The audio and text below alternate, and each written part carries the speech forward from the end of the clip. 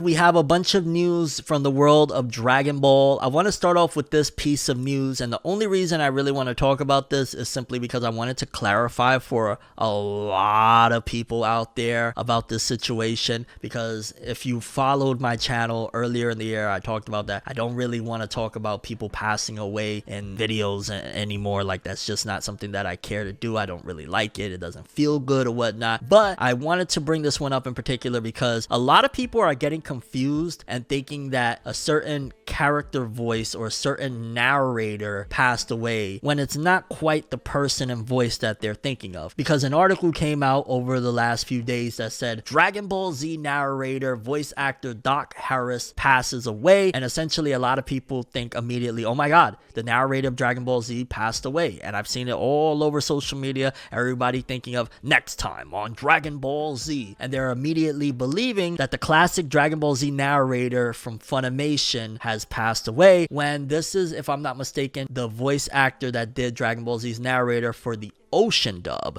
not to be confused with the one that majority of us in North America grew up with, or in the States at the very least, and a lot of other places, Kyle A. Bear. I think a lot of people are getting confused and thinking that Kyle A. Bear, the guy that does the narrator of Dragon Ball Z, he also does Adult Gohan and Dragon Ball as well, and I think he does the Ox King too. But regardless, a lot of people are getting confused and thinking that the voice actor of Dragon Ball Z that they grew up with has passed away, and regardless of what, it's a terrible situation. But I just wanted to clarify that because voice actor Doc Harris died at Vancouver General Hospital on Saturday morning. He had minor surgery last month and he was 76. Again, he was the Ocean Studios English dub for Dragon Ball Z, the narrator, and he's done a wide variety of other stuff from My Little Pony to Monster Rancher, Mobile Suit Gundam, Hulk, the video game, a whole bunch of different things. But again, this is not, and that's the main reason why I wanted to talk about this. Yeah, this is a different voice actor. So I mean, if you grew up with the Dragon Ball Z Ocean dub and that's who you was thinking of, fair enough. But a lot of people are getting confused and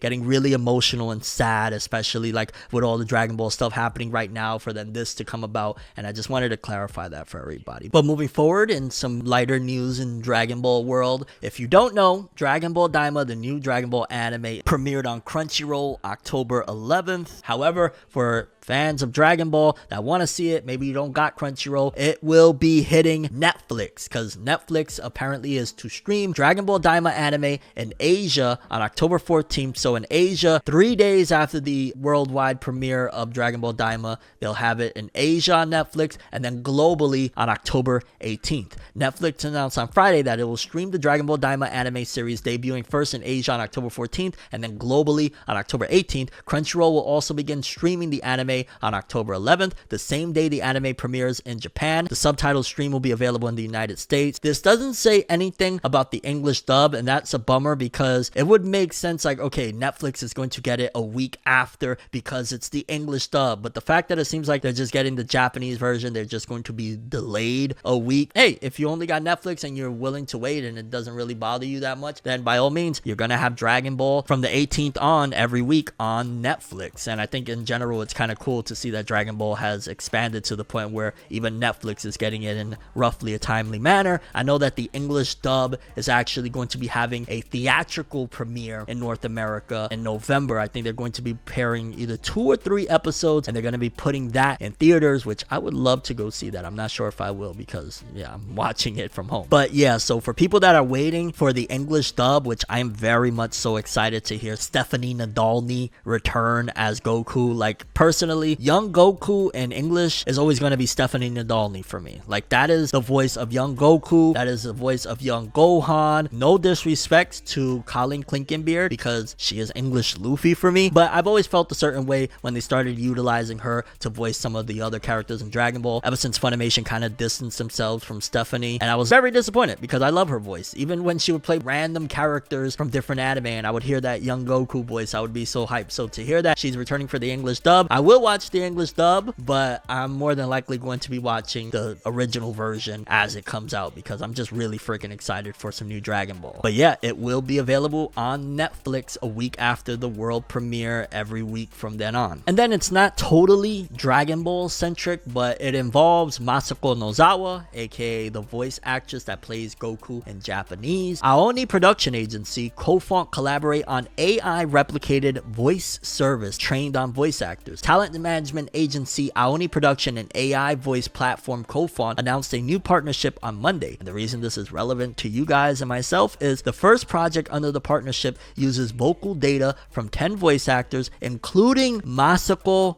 Nozawa, aka voice of Goku, Gohan, Goten in Dragon Ball Z, and Banjo Ginga to create AI replicated voices for use in virtual assistants such as Alexa and Google Assistant, medical services, robots, and voice assisted navigation. So essentially, you'll be able to have in Japan, I don't know if they'll translate the with AI, oh my god, you could literally have Japanese Goku speaking in English. That's crazy. So we could potentially have Masako Nozawa as like an Alexa device or something like that. Like a part of me thinks that it'd be kind of cool to hear, you know, Goku's voice in my Alexa or my GPS or something crazy like that. But then a part of me feels like there's a possibility that they could be utilizing this and she could be striking deals, which I understand, you know, at the end of the day, go get paid. I wouldn't be surprised if, again, with this utilization of AI and the advancements of AI, if Masako Nozawa having her blueprint as far as, you know, for this AI program and in general AI as a whole, they could possibly be gearing up. So, you know, 40 years from now when Masako Nozawa is gone, they could utilize her voice to keep the Goku character going. Personally, I would say if they are going to continue Dragon Ball after that, then it would probably be better to recast. But in general, with them doing AI stuff, it always makes me feel a little funny. Like, I wonder if they're gearing up for that down the road and if Masako Nozawa would even be okay with that. But as it stands right now, at the very least, this is just basically for stuff like Alexa and Google Assistant. And considering the fact that I've heard AI, like I've heard Goku's voice literally fly across my screen and it not be the actual voice actors anymore. AI is just out of control. So yeah, it's kind of interesting to see what they're doing. I'm curious to see how that's going to play out. And again, if they'll bring that to English, would people want that? Like, if you're a fan of Dragon Ball, would you care to have Masako Nozawa's Goku but speaking in English in like your Alexa or your GPS or something like that? Or would you want Shanshima or any of them in general in your devices? Then a little bit of talk regarding where Dragon Ball heads after Dragon Ball Daima comes to an end, because apparently one of the people that works on Dragon Ball Daima in general, one of the people involved, kind of spoke briefly about the future of Dragon Ball and where it's headed. This article here reads, Dragon Ball Daima will be making its highly anticipated debut in just a few more days, and the minds behind the franchise are teasing that there are more plans in place to keep it all going after the new anime hits. Dragon Ball Daima is a brand new anime series created in part to celebrate the 40th anniversary of the late Akira Toriyama's original manga series hitting the pages of Shueisha's weekly Shonen Jump magazine. It will be featuring a brand new story not seen in the original manga or anime, and will be expanding the canon with a whole new realm full of characters. That's the most exciting aspect about the new series too. Dragon Ball Daima was already an interesting new project simply because it's going to be new Dragon Ball material, but it's also going to be expanding the lore of the franchise in some significant ways. But following Toriyama's passing, the future of the Dragon Ball franchise has been in question, and a producer involved with the franchise revealed that they have many plans for the future. Speaking at a special event where fans got to preview Dragon Ball Daima's premiere episode, executive producer Akio Iyoku seemed optimistic about where the franchise can go after the new anime's release. We're still coming up with various plans, brainstorming many things, and we'll keep moving forward. I want to continue giving it my all alongside Goku's voice actor Masako Nozawa. While this is far from confirming whether or not projects like Dragon Ball Super Manga will continue, Iyoku is teasing that the Dragon Ball anime's future is bright. And let's be honest, regardless of what, it's just a matter of time. It's just a matter of when the Dragon Ball Super manga is going to be animated again. It's not a matter of if. Like, that is definitely going to happen. That is money in the bank for Shueisha as a whole. It's just a matter of when. And right now they're giving us this brand new project. I think it's a breath of fresh air. I think it's something nice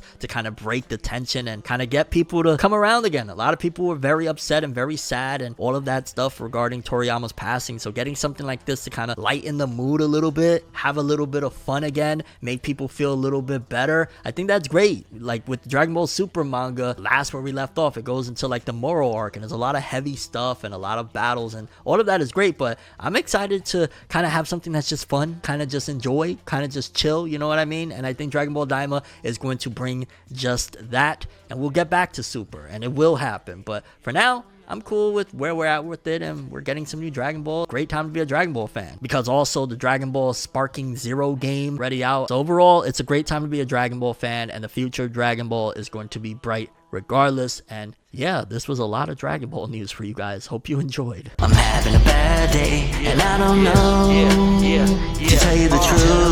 What do I do? Tell me, what do I do?